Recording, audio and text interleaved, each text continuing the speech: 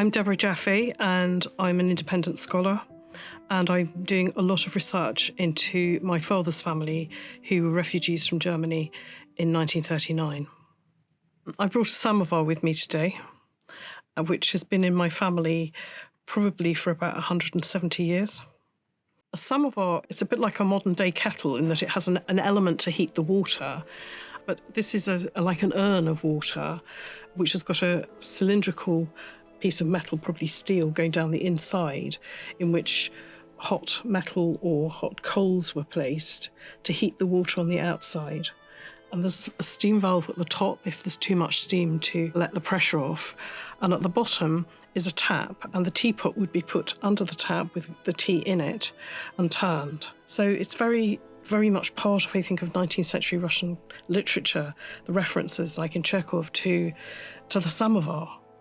The samovar was made in Tula, which is a town about 100 kilometres south of Moscow. Samovar production was a very important part of industrialisation in that area. It joined my family, I suppose, round about 1830 in Lithuania. It was then Russia. And travelled to Germany, spent 70 years travelling around Germany, and came to London in 1939. It was given to my mother as a squashed up piece of black metal by my grandfather Abraham, and was told, "This is for you, it's a samovar, it came from my parents." And nothing was done with it for probably 15 years until my parents found a blacksmith who restored it. There was huge movement in the mid-19th century of Jewish refugees to the United States and to Britain and to other European countries where they felt they would be safe. My family left around about 1850, 1860. They left Zagar in Russia, and they decided, instead of going across the Baltic to those ports like Hull, Sunderland, Newcastle, Grimsby, which have had huge largest Jewish communities from that drift. My family decided to go to Lorsch in the middle of Germany. They felt they would be safe there. This is not about economic migration.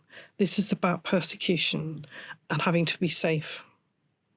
In that part of Europe, the Eastern Europe into Russia, in the 19th century, there were a lot of Jews scattered around all over the place, working, living, educated, and there was a growing undercurrent of anti-Jewish feeling, which culminated in what's known as pogroms of violence, burning down houses, killing people, just to get them out.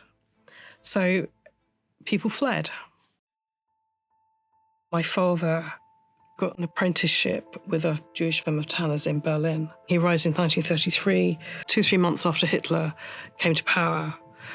The firm, Adler and Oppenheimer, was what's known as Aryanized. That means that the Nazis took it over and liquidated all the assets in September of 1938.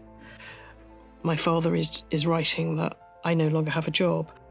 My grandfather was arrested in the days after Kristallnacht, which was a massive burning of synagogues all around Germany, highly organised by the Nazis.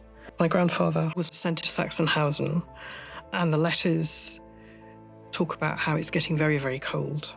And it's absolute desperation in these letters. They managed to get Papa out of Sachsenhausen in December, mid-December 38, because by that time they had managed to get exit visas and the British government had said that they could come. My father managed to come in mid-March 39 and my grandparents in May 39. My grandparents settled in Willesden, which I remember visiting. My father, the company he worked for, Adler and Oppenheimer, which were the biggest firm of tanners in Europe at the time, they had managed to buy an old factory up in Rochdale in Lancashire, and they set up a tannery there. And they'd said to my father, if you get to any of these places, there's a job for you. My father, at age 21, 22, arrives in London and stays with his sisters who are living in West Hampstead. and he's not allowed to work. Adler and Oppenheimer up in Lancashire sent him a stipend of £1 a week, I think it is. And then that scheme stops. Eventually, my father's allowed to go up to Rochdale to start working in this factory. And then war is declared. And he was interned in the spring of 1940, as was my grandfather. Papa was sent to the Isle of Man. And my father was interned in a mill in Bury, in Worth Mills in Bury, in the most dreadful conditions. A way out of that internment was to join the Pioneer Corps of the British Army. And then my father spent from about 1943 to 46, he was in the Far East, in the British Army. My mother was staying with an aunt down in the Forest of Dean, and this group of stateless foreign British soldiers was stationed there as well, and that's where my parents met. And they married in 1943. After the war, he was demobbed in 1946, and they bought a house in Rochdale, and he continued working for Adler and Oppenheimer until he retired when he was 63. So the samovar is an object about my family, of their forced migration across Europe from Russia, going to Germany where they thought they would be safe, and realising they wouldn't be safe. And after 70 years in Germany, it was brought to London. It's sort of imbued with all these people who I never knew. But it's also something that other Jewish families have experienced. So, for instance, if I have friends around who are of a similar background to me, they immediately get it, what this is about. Because they've probably got something similar. It might be the odd candlestick or a bit of paper or a photograph. And these are really, really important objects about understanding not just one's personal history, but the much bigger picture of history, that these are individuals. I think we can tend to look at history in a number of figures of how many moved, but these are all individuals. And that's what I love about my samovar. It's an individual.